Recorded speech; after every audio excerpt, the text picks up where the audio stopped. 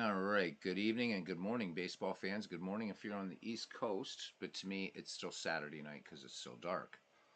And just finished a wonderful, wonderful 2.5 hour chat as with Bernie Strom, our featured guest. Less than 10 minutes is Big Clue, first in the ballpark. He's impressed as he's showing up here at Tiger Stadium, or what will be. Thanks, man. And there's Carlos Yaz. He is here as well. So it was really, really great to have Bernie on and sharing some of his memories of particularly Red Sox baseball, and just a lot of great chat as usual. And of course, Mike Silva on with us as well. So tonight's game will be the 1905 New York Giants against the 1907 Tigers, as it says on the tin. We haven't seen this Giants team a lot. They are 33 and 26, and they'll be starting Dummy Taylor, and Ed Willett will take the mound for the 1907 Tigers. So should be a fun game. And let's get to it. Both of these teams in contention. Still very, very tight in the dead ball side of things. And there is Cousin Ken. He says no alert. Yeah, I didn't put it in Discord. Couldn't be arsed. So there we go. What can I say? All right. So welcome in. Grab up a beverage. Roll up a game as you're listening, and let's play some dead ball. So for the visiting 1905 New York Giants, leading off in left field, Sam Mertes. Batting second at shortstop, Bad Bill Dolan. Batting third in center field with a hot bat of late, Mike Donlin. Batting fourth at first base, Dan McGann. Batting fifth and catching, the Duke of Tralee, Roger Bresnahan. Batting sixth at second base, Sammy Strang. Batting seventh, third baseman, Art Devlin. Batting eighth in right field, George Brown. And taking the hill for the 1905 New York Giants. And batting ninth, Dummy Taylor. Taylor, 4-0 in the season with a 1.56 earned run average, a 0.92 whip, 2.9 strikeouts per 9 innings, and 1.8 walks. For the hometown Detroit Tigers, leading off in left field, Davy Jones. Batting second, second baseman, Germany Schaefer. Batting third in right field, Ty Cobb. Batting in the fourth slot, center fielder and Bernie's player of note earlier today, Sam Crawford, Wahoo Sam. Batting fifth but injured at shortstop, Charlie O'Leary. Batting sixth at first base, Claude Rossman. Batting seventh and with a cold bat at third base, Bobby Lowe. Batting eighth and catching, Tex Irvin. And batting ninth and pitching, Ed Willett. Willett, 6 wins, 7 losses, a 4.54 earned run average in the season. Similar strikeout ratio here, 2.5 per 9 and 2.7 walks per 9. So we will be at Bennett Park here. Attendance at the ballpark today, 3,533. We have clear skies. It is 81 degrees. Wind is blowing out to center at 9 miles per hour. So thanks to those of you returning. Pretty fun stuff. And I forgot to do a behind, or I forgot to do above third for this one. So it is what it is. We're going to try wide, and then overview. All right, let's start this game.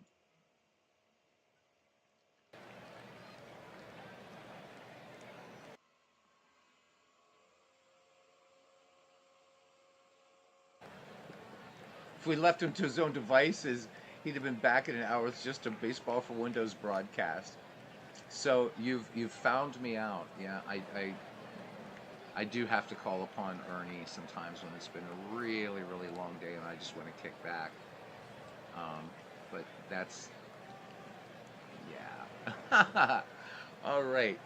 So Sam Mertes will lead it off here for the 1905 Giants here. He is hitting 263 in the season, 22 ribbies. Ed Willett will finish his warm-up pitches, and we will take a little fly around Bennett Park here in Detroit, Michigan. Once again, ballpark courtesy of Michael Silva. And we are ready to go. Here's the pitch. Mertes swings on this one. First pitch swinging, grounded to short, and O'Leary is up with it, making the nice textbook 6-3 putout, and we're underway here with the Tigers. Here's Bad Bill Dolan, everybody's favorite villain. Bad Bill, 263 average, 28 home runs, 28 runs batted in, 5 home runs. Willett deals the count full on Bill Dolan. Dolan looks at ball 4 outside, so he's going to take a trot down to first. Here in Bennett Park, with dimensions quite similar to League Park in Cleveland, although I think the right field is a little bit deeper than League Park in Cleveland, but you can see how this goes out a very, very deep center field and long left field. All right, here is Turkey Mike Donlin, actor and baseball player, hitting a .352, 30 ribbies, 4 home runs for Turkey Mike. Donlin, an aggressive lead off first. Wouldn't be surprised to see Mike go, or Bill Dolan go. Tex Irvin with the sign, and Ed Willett delivers. And the runner does indeed go. The throw down to second, and they got Bill Dolan, and he is gunned down. So Tex Irwin has thrown out 47 of 92 potential base stealers, so pretty good stat there. Base is empty now. Donlin back in the box.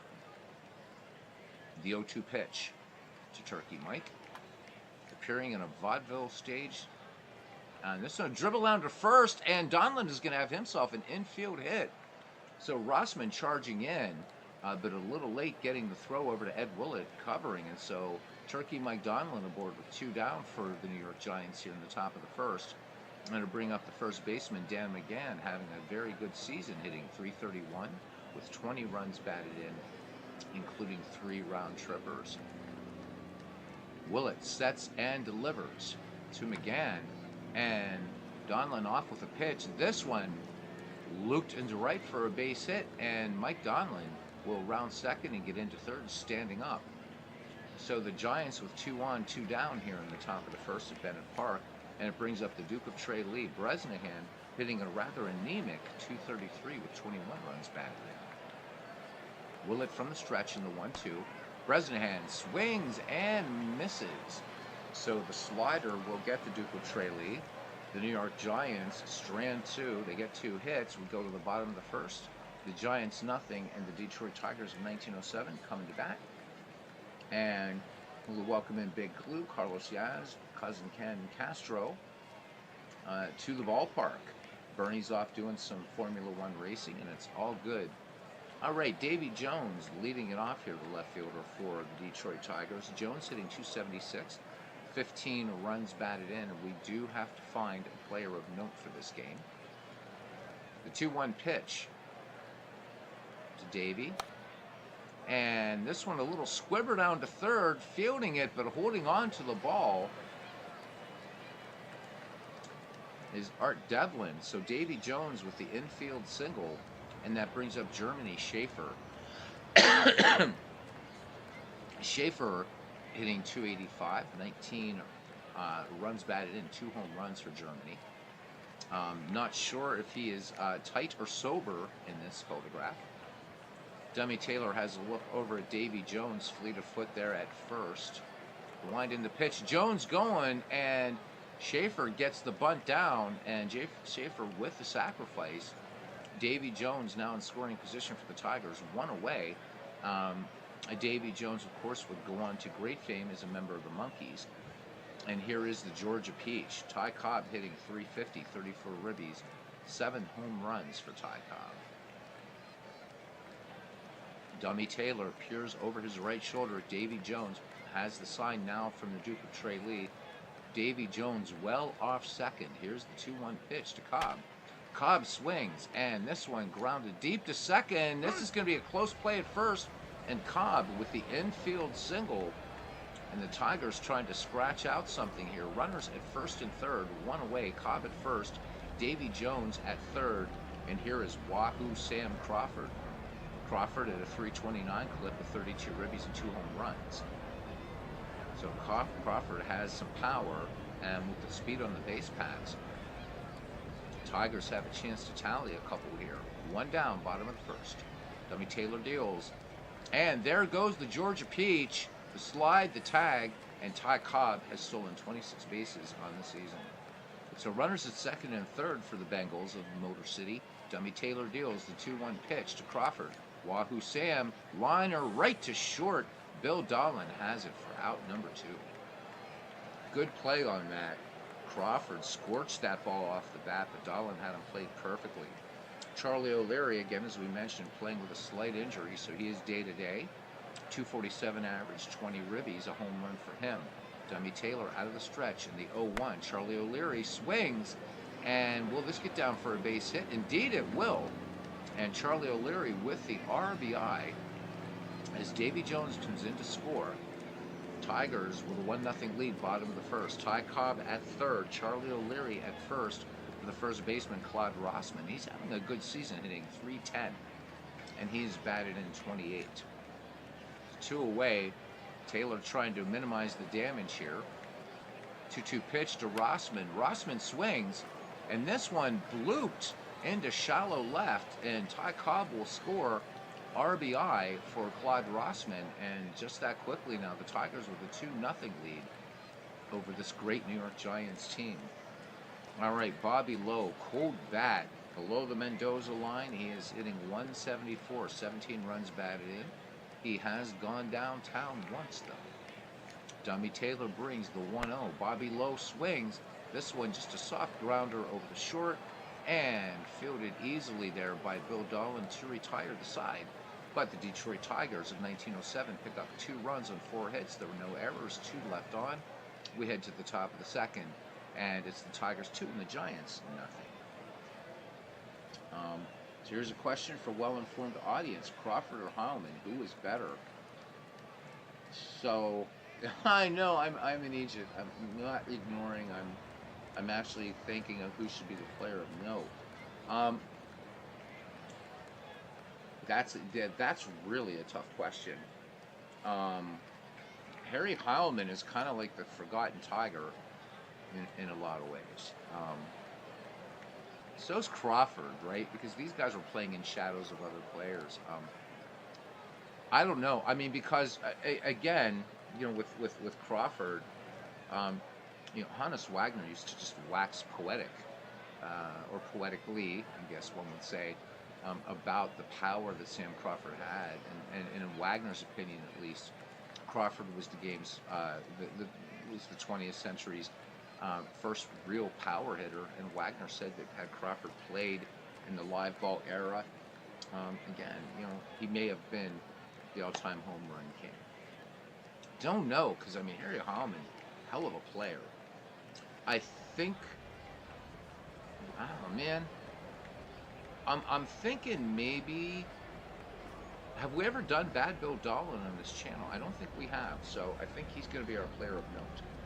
All right, so Sammy Strang, Art Devlin, and George Brown will lead off for the be bat for the Gothams here.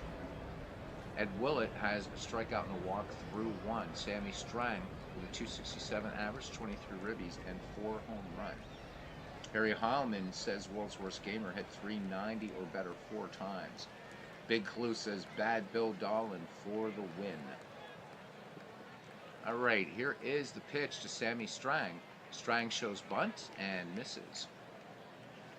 Count 1-2 now on Strang. Swinging on this one, easy grounder, textbook 6-3 put out there. Charlie O'Leary making the play for the Tigers onto Claude Rossman. 1 up, 1 down now for Art Devlin. Hot corner man for the Giants, hitting .244, 23 runs batted in with 1 around tripper. Willett deals. The count full to Art Devlin. Devlin swings, and this is going to be a little Texas leaguer over second into right field. So the Giants picking up their third base knock of the ball game, and Devlin with good speed on at first. Here's the right fielder, George Brown. The finely coiffed George Brown, I might add, hitting .320 with 33 runs batted in, 4 homers for him. Devlin, good lead off first, 1 down, a chance for New York to cut into this Detroit lead. Willett lets it go to George Brown. Brown swings, and this one is going to hang up in center field, just enough for the great Sam Crawford to make the play. So 2 away, Devlin gets back to first, and that brings up the pitcher, Dummy Taylor, an unfortunate nickname. 1 for 13 as a hitter. Count full on Taylor, and Taylor looks at ball 4 inside. So Ed Willett wanting the call, but he's walked his second batter. So we go back to the top of the order. Left fielder Sam Murdy's 0 for 1 in the game. Devlin at second. Dummy Taylor trailing him at first.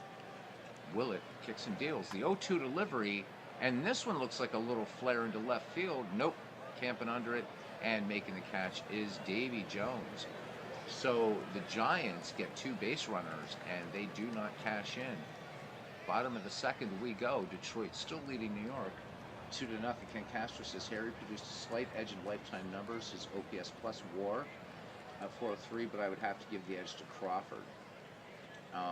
He says, I'll take on the theory that Crawford performed in the wrong era. World's Worst Gamer says that he'll take Harry Heilman.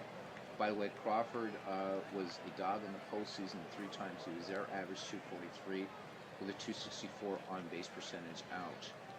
Good point. I would just say in the 1909 series that Ty Cobb kind of stuck up the place. So the press in those days made a big deal. This was going to be finally the time that Hannes Wagner and Ty Cobb would meet on the field of battle, and Cobb completely outclassed Wagner completely outclassed Ty Cobb. And of course, Ty Cobb never won a World Series, poor guy. But yeah, Sam Crawford, not so great, but even given his postseason, I would take either Heilman and or both. I would take Heilman and Crawford. In fact, a nice story about Crawford is apparently Matty McIntyre and Ty Cobb hated each other. And so that's why Ty Cobb was plunked over in right field for a while with the Tigers, to be a buffer between Matty McIntyre and the Georgia Peach. So fun little story. Catcher for Detroit, Tex Irwin will lead it off, followed by Ed Willett in the top of the order. And Davy Jones, not only with the Monkeys, but also apparently has a locker at the bottom of the Atlantic Ocean. I know, bad humor. The 2-2 pitch to Irwin. And Irwin swings, and this one, fly ball out to center field, and going back on it a few paces is Turkey Mike Donlin for out number 1. And here's Ed Willett. So doing pretty good here for a pitcher. 6 for 37 with 3 ribbies. Dummy Taylor deals to his mound opponent. A 1-1 pitch. And this one, good contact out to center field, running back on this ball and making a nice running catch is Turkey Mike Donlin, looking for the trifecta. Will he get all 3 outs here? Back at the top of the order now, and Davy Jones 1 for 1. Dummy Taylor kicks and fires the 2-2 to Jones. The lefty swings. This one rolled to third. Davy Jones, good speed, go down to first. They get him by a half step, though. Art Devlin making the play. Side retired. The Tigers go in order, and we go to the top of the third, and our player of note will lead it off. Bad Bill Dolan, followed by Turkey Mike Donlin and Dan McGann. So, pop open a beverage. I don't think this will be terribly long, but who knows? So, Bill Dolan, the favorite of quite a few in this chat, certainly Big Clue and Cousin Ken. When we did McGreevy 1, Cousin was trying to engineer a trade from me to get Bad Bill, and indeed he was a bad agent, but we love him. We love the Outlaws on this channel, don't we? We really, really do in this family, and that's good. All right. I love this book. I really hope people are buying this book. I really, really do. Bad Bill, don't let me down. There we go. All right. Bill Dolan, William Frederick Dolan, played from 1891 to 1911. He was born on the 5th of January, 1870, in Nelliston, New York. He died December 5th, 1950, in Brooklyn. So pretty good run there for Bad Bill.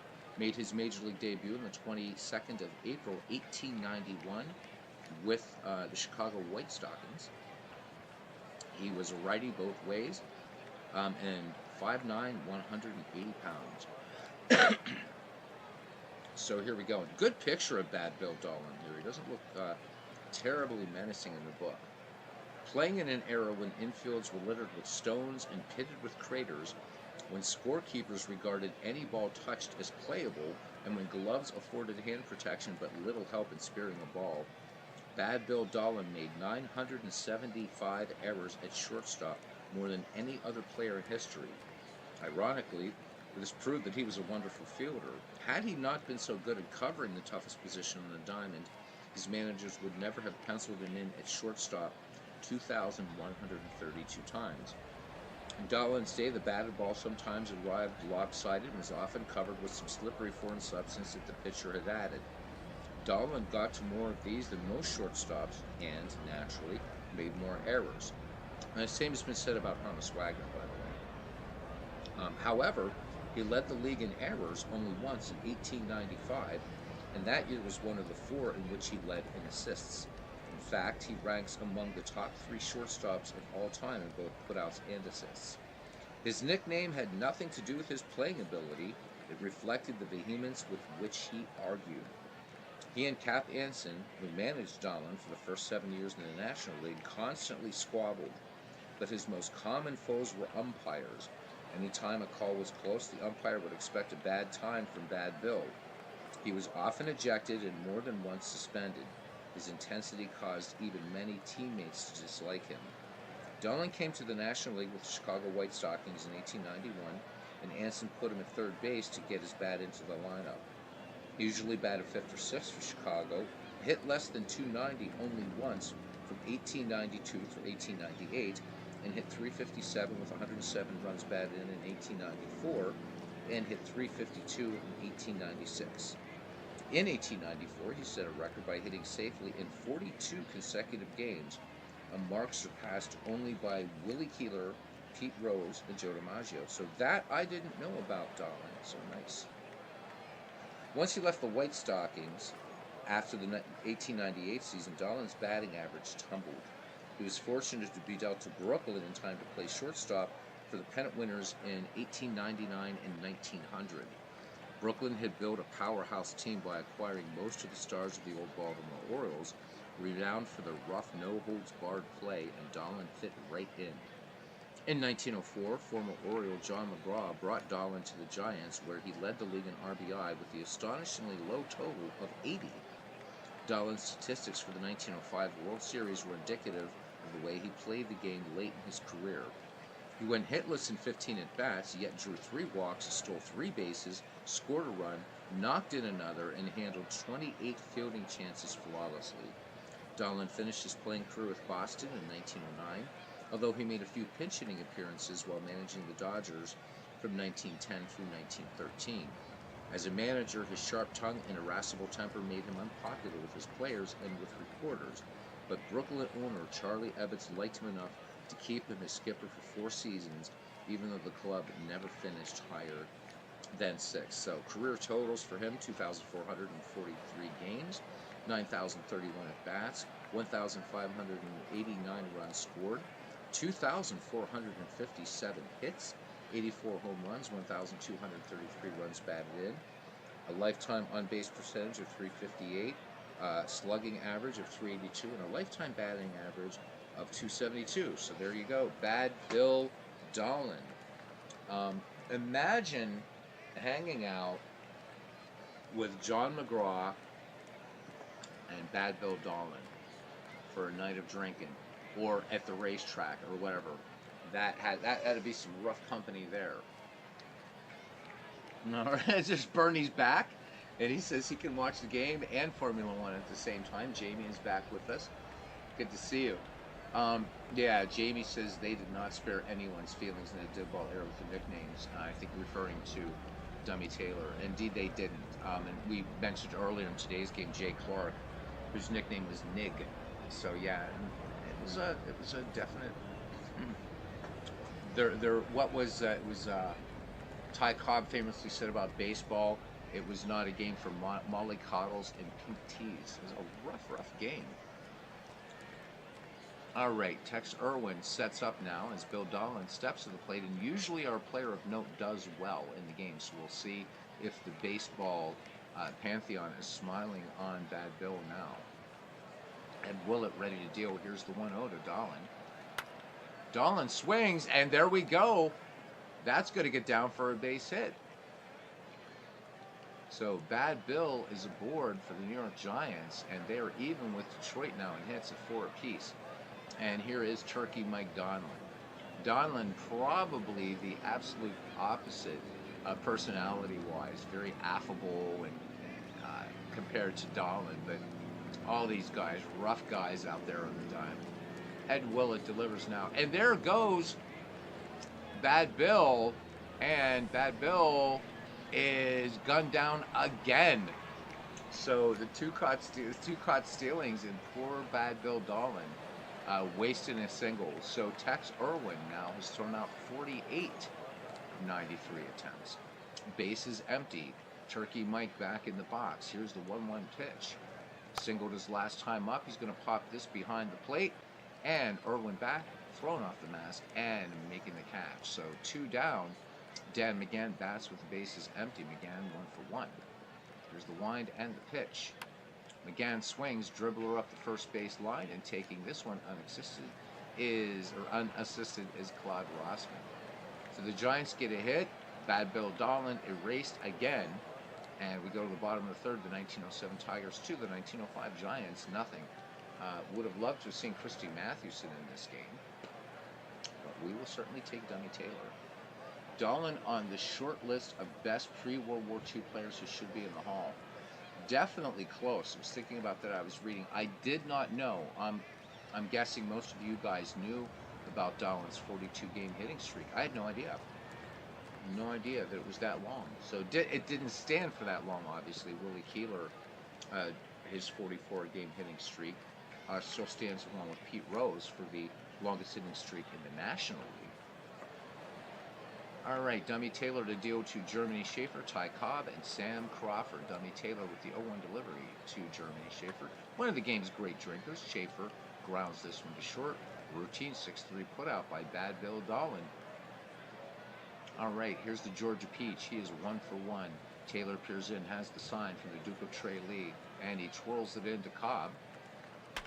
Cobb, first pitch swinging, and I mean, this one is high and deep, and Cobb goes yard. No doubt about that one.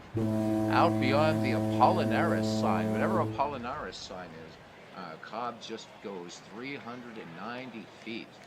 So the Tigers tally another one here in the third. It is 3-0 Detroit. Have a look again as the Georgia Peach did have power and proved it actually in the 1920s. So there it goes. I don't know what Apollinaris is, but there we go. It's out of here. Touch them all, Mr. Cobb. So Dummy Taylor getting taken for a ride here, and here's Sam Crawford. So it doesn't get a lot easier. Charlie O'Leary waits on deck. Wahoo Sam is 0-for-1.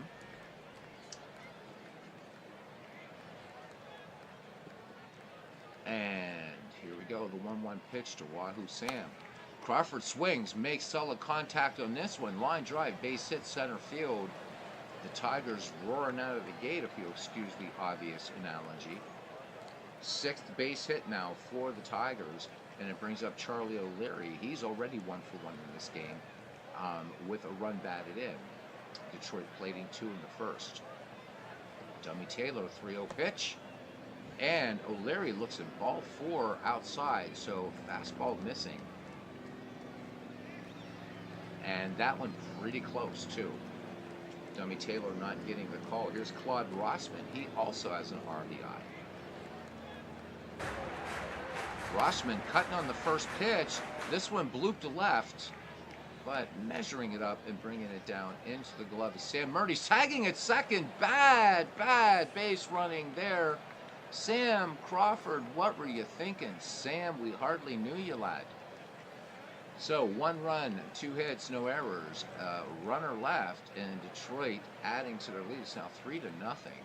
Sam, what was the deal with that? Let's look at that again. Really curious, just curious for Sam there. So Sam tagging, and that ball shallow enough in left field, but goes in head first and heads back to the dugout for a sip of whatever and back out in the field. All right. Roger Bresnahan, Sammy Strang, Art Devlin. Carlos Yaz says he drank water from the hose. Oh, hell yeah. Hell yeah. So Carlos Yaz also didn't know about the Dolan streak. Ken, did you know? Big clue, did you know? Did you guys know about that? About that 42-game hitting streak? Had no idea. So I did know about, there was a cool stat about Addy, some cool things about Addy Joss last night. Now tonight, so much to learn about this game. I am a mere novice. So Ken did not know, but Big Clue did. All right. So Ed Willett deals. Full count to the Duke of Trey Lee. Bresnahan swings, and this one's got some distance. The Park's going to hold it, and Sam Crawford making a nice catch. So hoping that the Detroit faithful will forget the little base running gaff out there by Sam Crawford. Sammy Strang now will have a go. He is nothing for one. Ed Willett has the side from Tex Irvin. Here is the delivery. And Strang sends this one to center field. And Crawford earning his paycheck out there in the center pasture. We'll pull that one down. So good morning and good afternoon. And here's Art Devlin, 1 for 1. Count full on Devlin. Here's the delivery. Devlin swings. Roller up to third. Devlin with good speed is going to beat this one out. Infield single. Art Devlin, seeing a lot of infield hits, classic Deadball here. So Devlin aboard, 2 down now for George Brown, nothing for 1. Wouldn't be surprised to see Devlin go in this pitch. Willett with a check of the runner, the 1-0 delivery. Runner does not go. This one grounded to short. This will end the inning as O'Leary will take it to the bag himself. No runs, 1 hit, no errors, 1 left on. The Tigers holding on to a 3-0 lead as we go to the bottom of the 4th inning. Bobby Lowe, Tex Irwin, and Ed Willett do up. Carlos Yaz. So you guys talking about baseball. We're talking about water and stuff growing up. So grew up drinking spring water. Loved it, loved it, loved it. Nothing. I still remember that taste. Grandparents went a lot of ground up into the mountains and stuff like that, and that water had just this amazing taste. I remember my grandmother would buy, like, all kinds of soda and things like that, and what, this water, it was amazing. It was like this sweet tasting water and always ice cold. God, I love it. All right, and I still drink water like crazy to this day, but if I could go back over there and get to that spring, if it was still there, and just get a bunch of that water, I would be one happy camper. Bobby Lowe, nothing for 1 in the game. Dummy Taylor has walked 1, has yet to strike out a batter. The 2-2 pitch to Bobby Lowe. And he cuts on this one. Line drive out into right field. And short of the Budweiser sign, making the catch is Turkey Mike Donald. Or, I'm sorry, for George Brown. What am I thinking? Turkey Mike Donald? He's in center. Anyhow, here is Tex Irwin. Taylor deals. Here's the 1-2 pitch to Irwin. The catcher cuts on this ball and swing and a miss. Strike 3. So nice fastball there by Dummy Taylor to pick up his first K of the game. 2 down now for the pitcher, Ed Willett. Nothing for 1. The pitch. Willett swings. And this one lofted to left, ranging to his left, and making a nice catch on that ball is Sam Murdy's.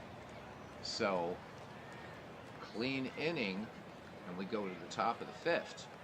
And the Giants looking at a 3-0 deficit against these 1907 Detroit Tigers. Dummy Taylor, Sam Murdy's, and Bad Bill Dolan. So Bad Bill Dolan, we got to root for Bad Bill Dolan to successfully steal a base tonight. That's the goal of this game. So Big Clue says that he wouldn't cry if the Hall put Tommy Leach in. Yeah, not going to happen, but yeah, I think he's going to be Hall of Forgotten except for hardcores. Big Clue says, for my money, the best pre-World War II guys outside Cooperstown are Wes Farrell, Sherry McGee. Of course, I would agree with that. Indian Bob Johnson, Bad Bill Dolan, and Jack Glasscock. Lots of others. They're at the top. Yeah, Leach was a beast. I mean, back in his day, recognized as an absolute superb player. But I hate to say it. So Tommy Leach can do some great things in our Sims, but I really don't see the Veterans Committee going back to the Deadball. I don't see them going back to the 19th century anymore. I think we might see Sherry McGee. I think we could see him in there, but Yeah, it's too bad. Always, Tommy Leach, excellent. What I want to see is a Pirates pitcher make it to the Hall of Fame, and we don't have anybody. We just don't, the closest we came is Babe Adams, and Babe Adams was Hall of very good. Vic Willis is in there, but he's in there as a Brave. So the Pirates, with no pitcher in the Hall of Fame, and I mean, come on. It's not like Doug Drabeck's going to make it in there. Garrett Cole might make it someday, but he'll go in as a Yankee, if. We'll see. Ed Willett now deals. Here's the 0-2 pitch to Dummy Taylor. And Taylor will send this one out to center field, and covering a lot of range out there in center field will be Sam Crawford. He'll make the catch for one down. Sam Murdy's now we're back at the top of the order. The left fielder is 0 for 2. Game moving quickly. And Murdy swings, and this one just a little floater route to center field, and that's going to be Sam Crawford making a catch. 2 up, 2 down. All right, here's Bad Bill Dolan. So Dolan 1 for 1 and caught stealing twice. Bad Bill, you got to steal this base. You got to do it for Cousin Ken. You got to do it for Big Clue. The 2-2 pitch to Bad Bill. Not happening this time. Big swing and a miss. Fastball, Ed Willett, not afraid of Bad Bill Dolan. So the New York Giants go in order. We go to the bottom of the 5th inning. Detroit still leads New York 3-0. Pardon me 1 second. Goodness gracious. All right, Davy Jones, Germany Schaefer, and Ty Cobb due up for the Tigers. Dummy Taylor with a strikeout and a walk thus far in the contest. The 0-1 to Davy Jones. A little squibber back to the mound. Davy Jones, good speed, going down to first, is going to beat this one out for a base hit. So another infield single. And that will be hit number 7 for the Tigers as Germany Schaefer stands in the box. Nobody out, runner on, 3-0 Detroit lead. Dummy Taylor ready to bring it. The 0-1, and there goes the runner, and the throw down, and Davy Jones beats the throw. Close call there, though, at second base, but Davy Jones with 14 pilferages on the season. So runner in scoring position now for Germany Schaefer back in the box, and the 1-1 pitch. Schaefer shows bunt, and he misses. Count now 3-2 on Schaefer. Schaefer swings in the 3-2 pitch. Roller out to second, and they're going to get him by a few steps. So Schaefer's retired for the first out of the inning. Davy Jones moves to third on the play, and here's Ty Cobb. He's a perfect 2 for 2 today, and of course had that blast. The 1-1 pitch to the Georgia Peach, and this time Cobb is going to send this one to right field. RBI single coming in to score is Davy Jones. And the Detroit Tigers of 1907 scoring in the odd innings add another one. It's now 4-0. So Ty Cobb on at first as Sam Crawford comes in. Crawford 1 for 2. Wagner said, now again, Wagner was given to some hyperbole, not when he was praising players, but maybe by their exploits. Wagner swore that Crawford hit some in excess of 460-foot shots that rattled the walls of ballparks. But that being said, Wagner, a very, very good eye for players. I think Sam Crawford, one of my favorite players in baseball history, would love to go back and see Wahoo Sam play. And you got to read his account in Glory of Their Times. A lot of fun, a little glimpse into 19th century baseball. Dummy Taylor deals. Here's the 0-1 pitch to Sam. And this one, just a lazy little fly ball to left field. Sam Murdy's pulls that one in. So 2 down. Ty Cobb gets back to first. Charlie O'Leary, who said that Cobb was, it wasn't that he disliked Crawford, and in fact actually helped get Crawford, which says, again, a lot about the stupid Veterans Committee.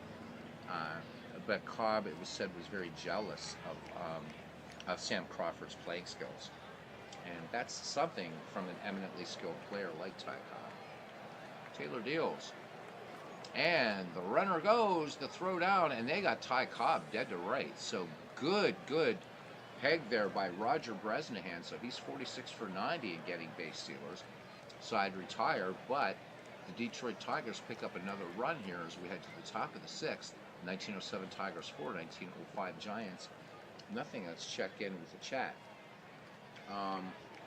Big Clue says the Veterans Committee will continue badly as long as the BBWA continues to act as the screening committee. Yeah, well, I mean, look how, right? So think about the great Hall of Famers, as Big Clue would call Inner Circle Hall of Famers. Joe DiMaggio, Rogers Hornsby, they didn't get on their first ballot. Big Clue says when Donlin retired, he was in the top 10 career stolen base leaders. The only then active guy with more was Hannes Wagner. Jamie says, speaking of guys not in the Hall of Fame, the guy they named this park after should be Charlie Bennett. Absolutely. He was one of the best defensive catchers of his time and could hit. And Jamie, again, you know as well as I do, it's not going to happen. And it's too bad. It is too bad.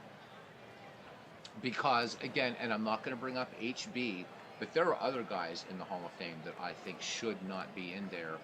And it drives me, and I know many of you, to distraction to think about these excellent players that are not enshrined in Cooperstown.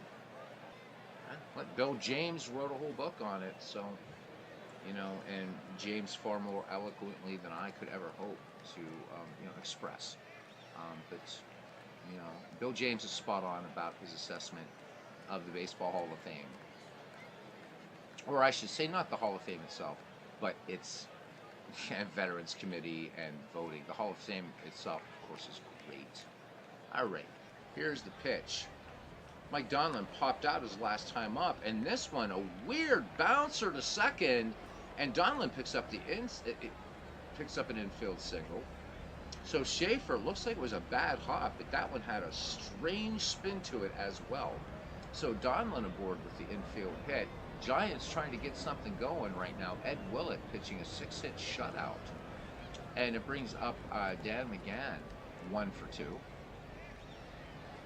Count full, and the runner goes. And what do we have here? We have us a run. Do we have us a rundown? We have, this is weird. So we're going to have to read this one because that was strange. So this one up at the deep left field. Jones in the run. Makes the catch. Donlin tags it first. Gets it to second. Donlin slides in the swipe tag. And Turkey Mike is out. So Jones getting the outfield assist. But I'm going to look at that as a regular play-by-play because it looked like there's a little bit of a graphical glitch there. Well, Donlin does get back to first. And he is going for second, so nope, played it honestly, and he's out of there. So the Giants trying any way they can to manufacture and get a tally up there and get rid of that big old goose egg. Right now looking like the size of an ostrich egg, I'm sure, as the Giants are still in contention in this league. The Duke of Tralee is nothing for 2. Here's the 3-0 pitch to Bresnahan. Bresnahan looks at ball 4 outside. So slider missing by Ed Willett. That will be his 3rd walk in the contest to accompany his 2 strikeouts.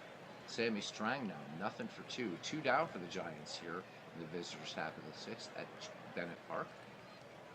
The 0-1. And the runner goes. There goes Bresnahan, and they've got him dead to rights. So Tex Irwin cutting him down today. 2 base runners in the inning. The Giants do not capitalize. We head to the bottom of the 6th inning. Score now Detroit 4 and New York nothing. So Detroit has scored in the 1st, 3rd, and 5th.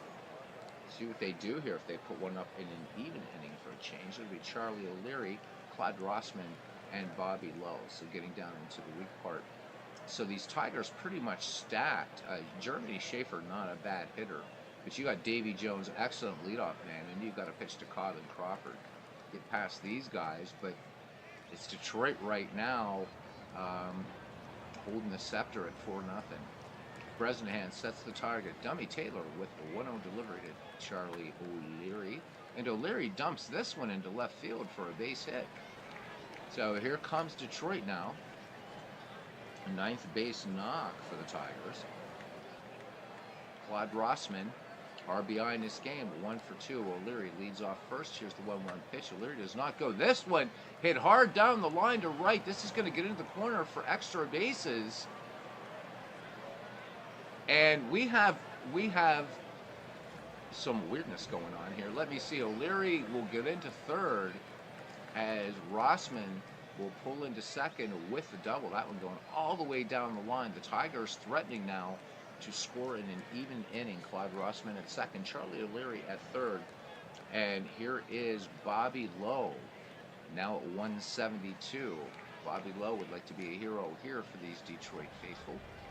Get off the schneid, as others say, and he does.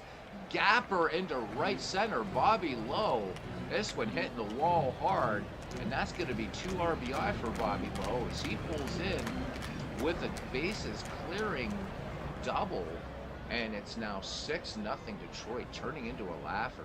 Detroit 6-11-0. New York Giants 0-6-0. Let me see. Carlos Yaz says the problem is time. I watched where a sports psychologist said everyone remembers sports from their childhood. These voters get older, the past is gone for many players, right? And of course there's nobody alive that saw Charlie Bennett, that saw Sherry McGee, that saw Bad Bill Dolan. And so the only way these guys get in is if we get guys like Jamie, Ken, and Big Clue, Carlos getting you guys. So get on the Baseball Writers Association of America, get these guys in the Hall of Fame, because Bernie made a good point, right? So these guys that are up and coming and becoming sports writers, 50 years from now, when we're all done, we all are going to be dust in 50 years or so. Hate to say it. We are going to see Bonds, we're going to see Clemens, some of these other players, and by then, if these guys have any chance now, it's minuscule, infinitesimal, and they just won't, and it's a shame. Tex Irwin, 0 for 2, will lead it off, and we have a man here, Hooks Wiltsey, who we really should feature, because he figures in 2 books here. Tom Stone's now taking the field, as well as Rob Neyer's big book of baseball lineups. And Hooks Wiltsey, quite a pitcher, and figures prominently in both of these books in lists of excellent pitchers. Maybe not all-time greats, but we'll talk about, hopefully we'll remember to talk about Hooks Wiltsey. Maybe at the end of the game we will. All right, here we go. Bobby Lowe with that big bases clearing double to give Detroit 2 more runs. And the Southpaw deals, and this one swung on by Tex Irwin, and so Brown back on it, and he pulls it down, and Bobby Lowe tagging up at second. He will move to third. Brings up Ed Willett now, 0 for 2. 1 away. Bobby Lowe knocking at the door there at third. The 1-2 pitch. And Ed Willett will roll this one to third, and that's going to bring in another Detroit run. It's now 7-0. Bobby Lowe comes in, greeted by his teammates in the dugout. 7-0 Detroit. Because both of these teams are in contention, I don't want to fast play it. So here's the pitch now, the 1-0 to Davy Jones. Jones really, absolutely drills this one into deep left field. Let's see, Davy Jones rounding second, and Davy Jones is going to have the triple head first slide. Ball comes in on a bounce, and Art Devlin just holding on to that ball so that Davy Jones doesn't get the idea of an inside the park home run, which we did have earlier today. All right, Germany Schaefer batting with 2 down. Davy Jones, the potential 8th Detroit run. The Giants just being slapped around here. Wiltsey from the stretch to Schaefer. And Schaefer will send this one into right field. Base hit. Germany Schaefer picks up the RBI, and the Tigers have broken this one open. It is now 8-0. 13th hit for the Detroit Tigers, and here is Ty Cobb. Wiltsey needs to bear down. Lefty-lefty matchup here. Schaefer scampers off first. Wiltsey checks the runner, the wind, and the 3-2 pitch. And Cobb, showing that great eye up there, gets down to first. So hooks Wiltsey, issuing the free pass to the Georgia piece. And here is Sam Crawford. Swing of the bat, and Sam Crawford puts this game to bed. Hooks Wiltsey delivers the 1-2 pitch, while Sam checks his swing, and umpire Tim Hurst says he went around. So the Tigers plate 4. 9 men come to bat here in the 6th inning. 4 runs come in, and it's 8-0. It's pretty much all over but the crying. I don't think the Giants can come back from this deficit. Carlos Yaz says that Steve Tate would like this game. I miss Steve. He is sucked deeply into a football project, and we are waiting for Steve to come back. Negro League file, Shanks League, what have you, just to have the mighty Steve Crawford back, or Steve Tate back. Steve Crawford. There we go. Ken Castro says 2 of his old colleagues have votes. Both would rather play the political card with the votes. Whatever. Old school players are doomed with that narrative in place. Yeah. It is. It really, really is. One a little shocking, honestly, Ken Castro says. For me, it's well clue. The last I contacted them over a year ago, they were adamant about it. Bummed me out. Yeah. I don't think we're going to see any more players before 1920. I would even hazard before 1930 at this point. All right, Billy Gilbert to pinch hit for the New York Giants, trying to get something going. Billy Gilbert hitting .321 in limited action in the season, so he's 26 for 81 with 9 runs batted in. Ed Willett right now still working on this 6-hit shutout. He has fan 2, walk 3. Willett deals. Here's the 1-1 pitch. And Gilbert swings and sends this one liner out to center field, but Sam Crawford covering some ground, makes the running catch coming in. So 1 away, and we will see Afa Neal. So Afa, there we go. Talk about an old English name, an old Germanic name. Getting some pinch hitting duties. John McGraw hitting the bench hard, trying to get something going.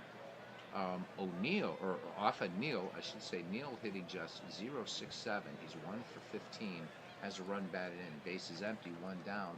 Willett just pitching a gem here. The 2-2 pitch to Neal.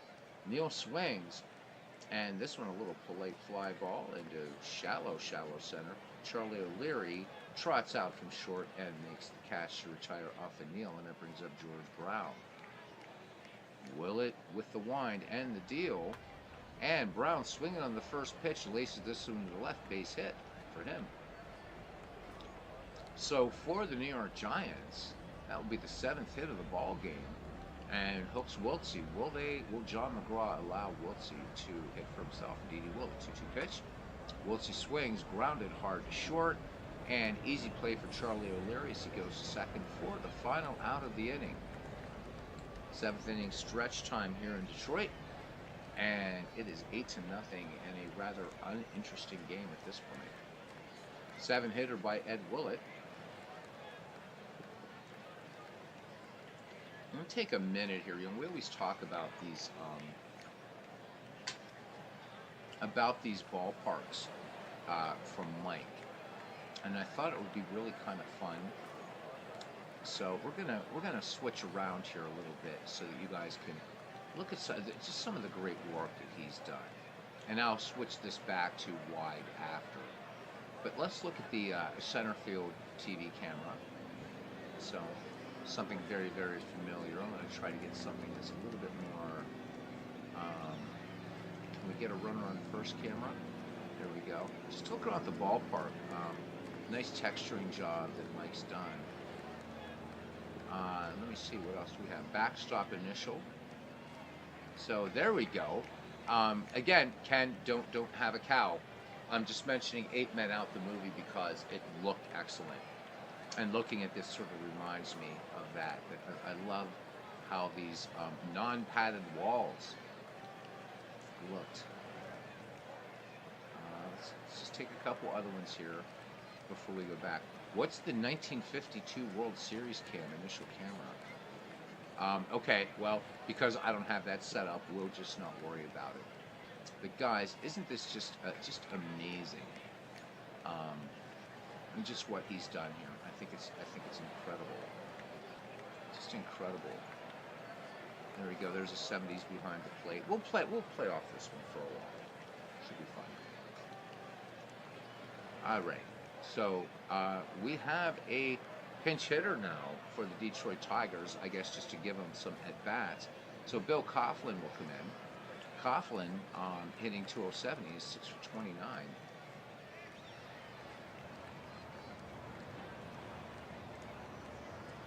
Here's the wind and the pitch. Swing and a miss. Got him on the changeups. That's a second strikeout now for Hooks. And we will have another pinch hitter, Red Downs, for the Tigers. 2 runs batted in, hitting 158. So at this point, these guys just getting some at-bats, giving the starters a couple innings of rest. The wind and the delivery to Downs. And this one, just a little quail, a dying quail, if you will, out to shallow right. And Gilbert making the hustle and the catch. 2 up, 2 down now for Bobby Lowe. 2 RBI double for Bobby Lowe in this game, contributing to this Detroit onslaught. The wind in the pitch to Lowe. Lowe swings, hard hit, deep to first, but running and taking to the bag himself will be Dan McGann, side retired. The Tigers go in order, much to the relief of the New York Giants. We go to the top of the 8th, and we're going to switch back, switch our view back to, I think it was wide. Yep. Something like that. All right. So Sam Murdy's, Bill Dolan, Mike Donlin. 57 minutes in the game, and it's almost over. Ed Willett ready to deal. Here's the wind in the pitch to Murdy's. And Murdy's slaps this one to center field. Base hit. 8th hit now for the Giants. Willett still working on a shutout. And here's Bad Bill. The 1-0 pitch to Dolan. Dolan swings. This one grounded to short, and the only play will be to first. So Murdy's moves to second on the play. Dolan will go grab some pine. And Turkey Mike Donlin, 2 for 3. One of the highlights for these Giants today. And this one is going to get away from Irwin. This one is a pass ball, and Sam Murdy's will move to third. So it could be too little too late, but maybe the catalyst for the Giants to at least put a crooked number up at some point. Donlin back in. Count full. Turkey Mike sends this one up the middle. Base hit. So Donlin couldn't have thrown that in a better spot. And coming in to score is Sam Murdy's. And finally, the Giants break the shutout and get on the board here in the top of the 8th. It's 8-1 Detroit. And here's Frank Bowerman now. Bowerman hitting 209. So once again, John McGraw going to his bench. Bowerman with 6 runs batted in. Runner on first, and Turkey Mike Donlin. Willett with the 0-1 delivery. Bowerman swings, base hit, past second into center field. And look out, New York Giants now in double digits with hits. And the pinch hitting saga continues. One of the great nicknames in baseball, Boiler Yard Clark, coming into pitch hit now for the Gothams. Seeing very limited action here in the Deadball League. He's 7 for 28 with 3 runs batted in. So 2 on, 1 down. Bowerman at first, Donlin at second. The 3-1 pitch. And this one laced into left, base hit. And are the Giants going to get that crooked number? Nope. They're going to hold Turkey Mike at third. Strong throw coming in from left field. Huey Jennings playing short, by the way, for the Detroit Tigers now. Hall of Famer. Jennings, most famously a member of those great Orioles teams of the 1890s. Foxy Ned Hanlon's 1894 Baltimore Orioles, who are in the 19th Century League in this overall project. All right, Billy Gilbert, who came in as a pinch hitter, will staying in this game. He's 0 for 1. The bases are sold out, and we are going to switch up to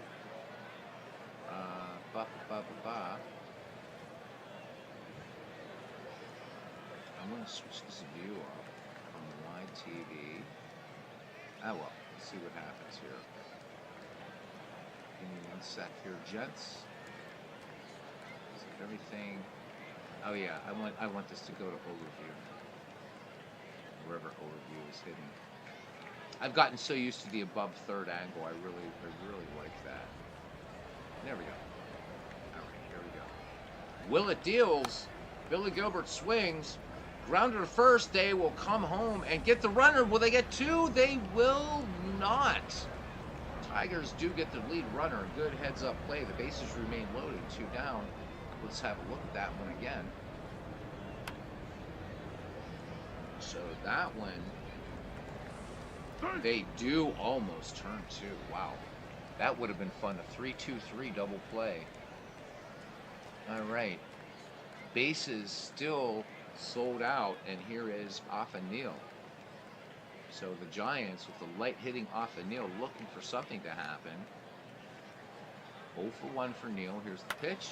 The lefty swings, and this one is going to be golfed down into the left field corner, and Neal is going to have himself a bases clearing triple. 3-run score for the Giants, and Neal out of nowhere cuts this Tiger lead in half. We're starting to have the at least the trappings of a ball game here. It's 8-4 in the top of the 8th, gents. So George Brown now will have a go. He is 1 for 3. Neal at third base with the 3-bagger. Scoring, so New York with 4 in here in the 8th, guys. Here's the pitch. George Brown swings. This one a long fly ball center field, and Crawford is not going to get to that one. RBI double. The New York Giants have finally decided to show up here at Bennett Park with bats in tow, finally. It's 8-5. Who'da thunk it? And here he is. John McGraw. So McGraw 0 for 4 on the season. George Brown at second. Ed Willett ready to go. 1-1 pitch.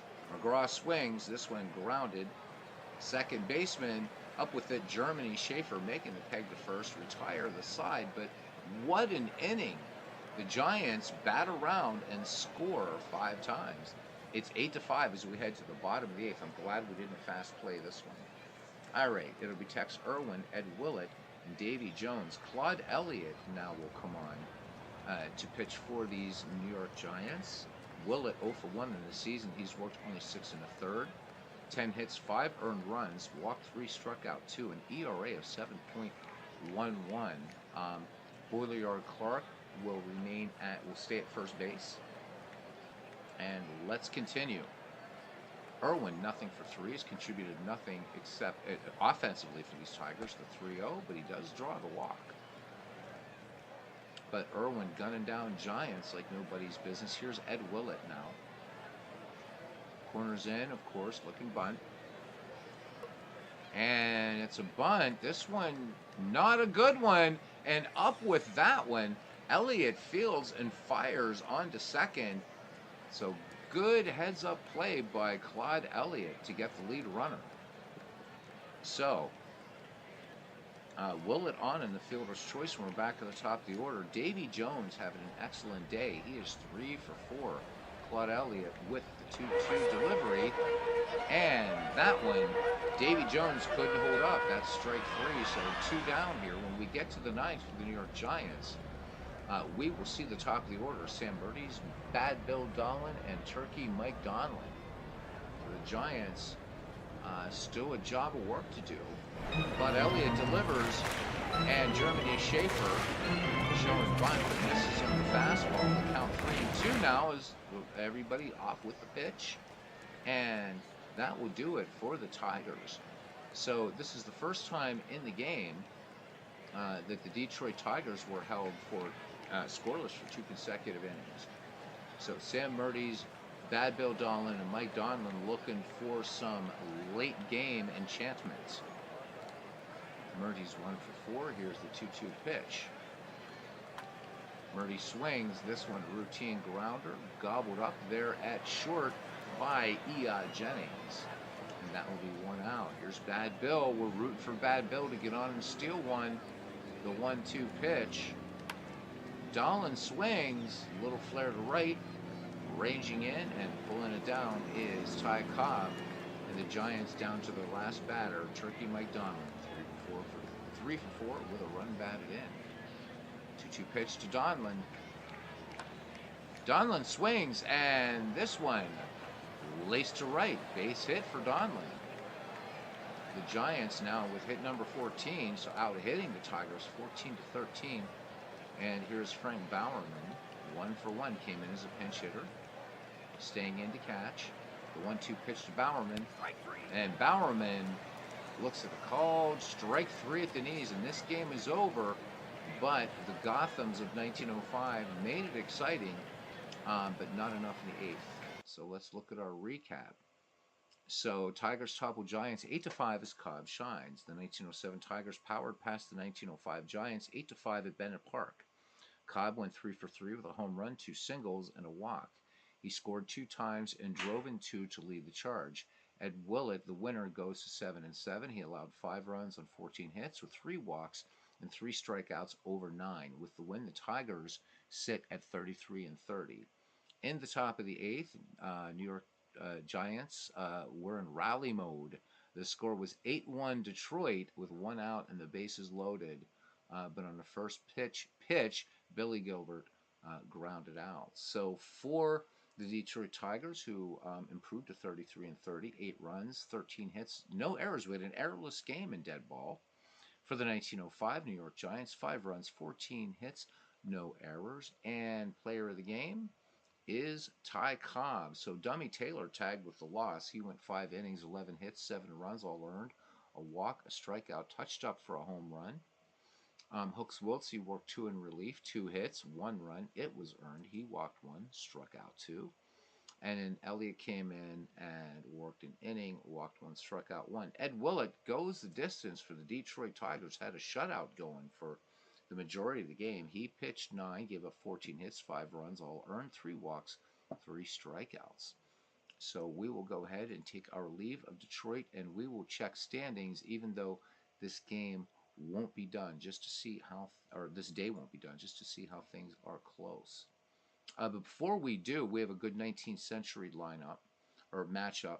The 1875 Boston Red Sox and the 1894 Baltimore Orioles. This will be Al Spalding versus Kid Gleason, so that'll be a fun matchup. We'll probably do an 1888 Giants game just because we haven't seen Tim Keefe pitch yet, but Tim Keefe has pitched a perfect game in this 19th century side of things.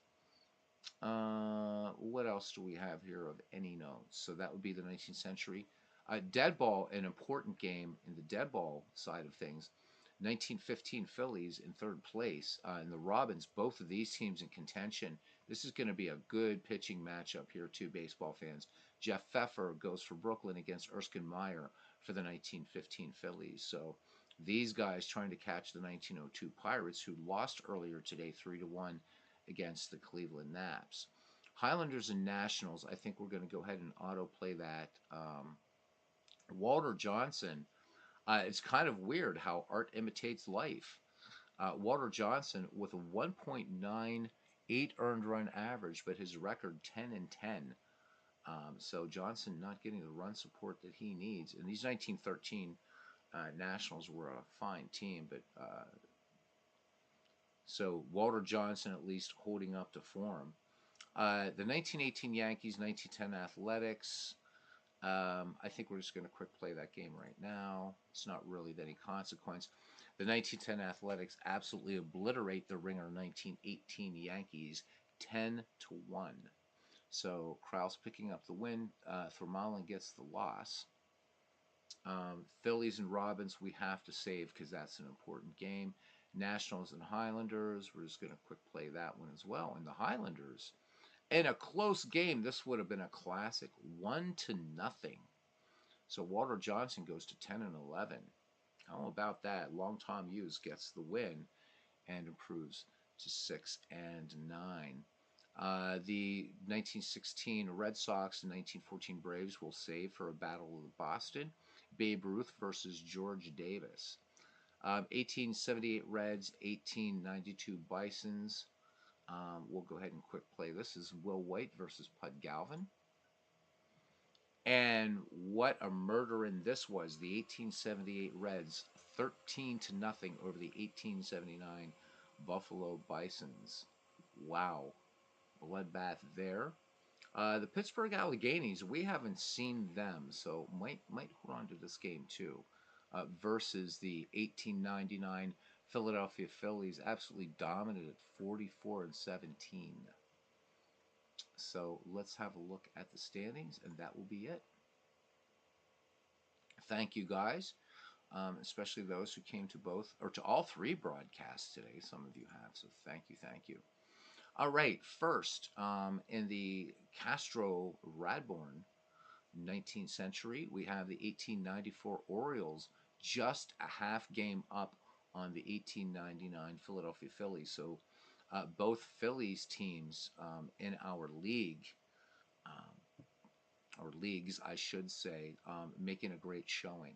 Just 2 games back, the very tough 1899 Brooklyn Superbas. 4.5 back, the 1888 Pittsburgh Alleghenies. So Pittsburgh, like its cross-state rival, also making a good showing in both the Castro and McGregor side of things. The 1888 Giants, 8.5 back. Ken's Providence Grays, reeling off 7 victories, winning one today in our doubleheader. So they're not quite out of the 10.5 back. Still a ways to go. In the dead ball, so the Pirates with the Pirates of 1902, a 2-game lead on the 1916 Robins, who we will see play. The 1915 Phillies just 2.5 back. They're on a 3-game losing streak. The Robins have reeled off 4 wins. The Miracle Braves 2.5 back. The 1905 Giants, we just saw, they're 8-2 in their last 10, just 3.5 back, so they're making a run. The Naps 4 games out. The Tigers 5 games out. The Athletics 6 games back. The hitless Wonder White Sox 6.5 back. 7 back are the Nationals and Red Sox, and 8.5 back are the 1918 Cubs. So right now, for both leagues, is anybody's guess, and the Orioles, they really need to watch out because these Phillies and Superbas are extremely tough. And for those of you who like to gawp at train wrecks, I'll just remind you that the 1876 Louisville Grays are 8-54, and the 1876 St. Louis Brown Stockings are 9-52. You heard that correctly. So 35.5 and 37 games out, respectively. They're pretty much done. Whew. Hey, Mark Rosa. Okay, welcome in, Mark. He said, how are these jersey numbers assigned?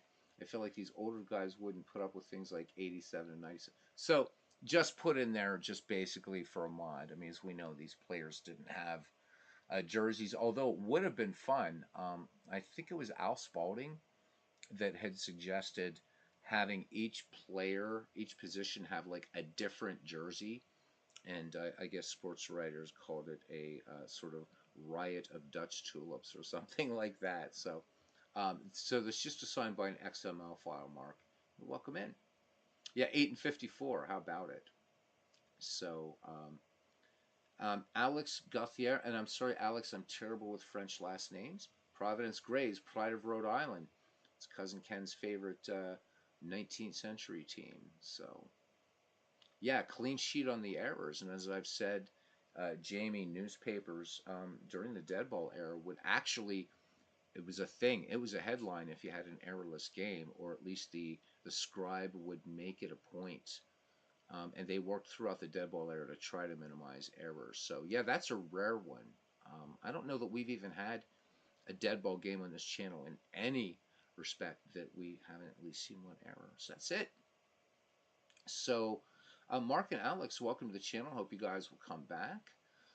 It is mostly older baseball on here, so you're not really going to see too much after, say, 1949, unless it's like an all-time greats league or something. But do you hope you come and hang out? We have a nice little family here, and full day broadcasting. And we are done. So my thank yous to Alex Gauthier, to Carlos Yaz, a stalwart of this channel, as is our good friend north of the border, world's worst gamer. Mark Rosa, thank you very much. Oh, you're most welcome, Carlos. Take care, buddy. To Sports Gaming Journal, Jamie, check out his great work. And, yep, to the heart and soul of this channel, Cousin Ken Castro. To, of course, the great one there, Big Clue. We got to get him on again. Just have to. It's the law. And with that said, I think we got everybody. Bernie Strom hung out with us for a little bit again. Thank you again, Bernie, for being part of the earlier broadcast tonight. Todd B hung out with us for a little bit. And I do think we have everybody, and Big Clue and Carlos Yaz and Ken Castro first in the ballpark. Guys, until I see you next time. Oh, wait, Mark Rosa says the shirt color thing, 1882, and they went through with it until they saw how ridiculous it looked. I'm really, really glad that they didn't stay with that. Can you imagine? So, and Alex, so Ken, there you go. You got a fellow Providence Grays. And the Grays playing some pretty good baseball. They played great in a Deadball tournament that we had earlier in the year, Alex. They played some tough baseball, really aggressive. All right, guys, I don't know who is streaming, who is doing what. It is a bit late here on the East Coast. I think I'm going to watch a movie. It is 2:07 a.m. Want to remind you guys, in February, it's going to be just a few of us here, but we're going to be doing on this channel on SB Sunday. Apparently, I'll get sued if I actually say the name of the game. You know, that championship game with that in that game with the ball that isn't round. We're going to be doing a baseball marathon on here, so we'll be broadcasting some games. Ernie Harwell will be doing some stuff. We'll have some MLB The Show.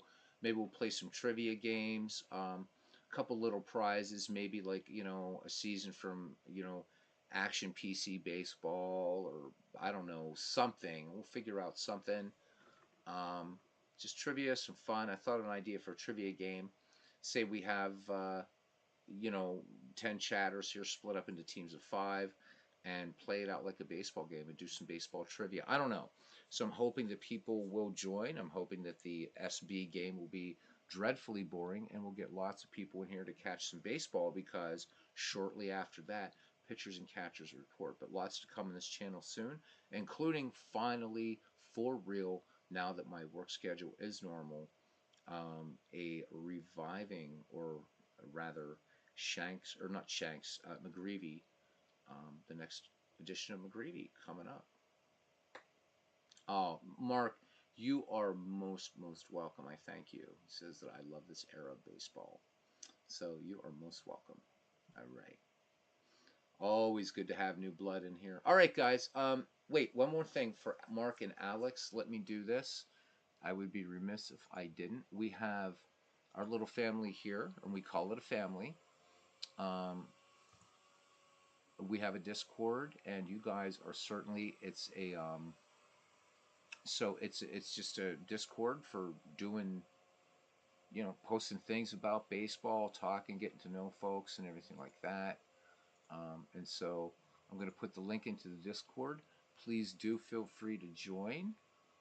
This is not, you know, it's not a Discord owned by me or anything. It's really the community's, and we really like you guys to join in, talk about some season replays you're doing, talk about baseball, post videos in there, baseball, what have you.